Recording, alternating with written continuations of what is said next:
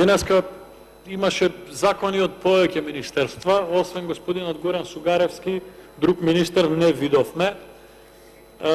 Реагирам во овој случај кон заменикот министер кој што апсолутно има целосно право да биде присутен тука и да го застапува Министерството за труд и социјална политика, но морам да констатирам пред сите вас присутни во салата дека министерот за финансии и министерот за труд и социјална политика комплетно го игнорираат собранието на Република Македонија кога има вакви закони.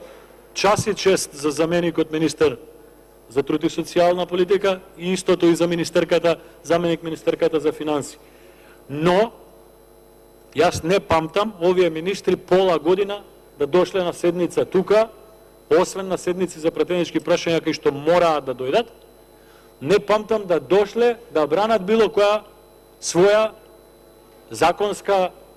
законски акт, политика или било која постапка.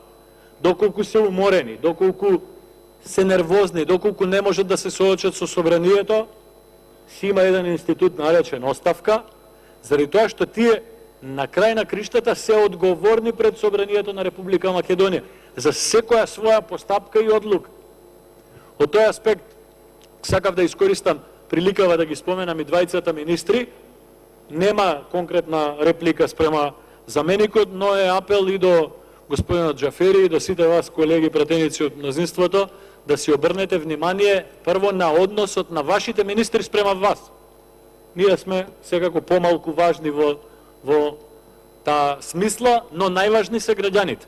Доколку граѓаните не можат да го видат министерот за финанси во собрание да ги брани во една контрадикторна постапка, во една диалектичка постапка да ги брани своите законски мерки, тој самиот покажува дека законските мерки кои што ги предлага, било тој, било Министерката за труд и социјална политика, дека самите тие не се спремни или не веруваат во законските мерки кои што ги предлагаат.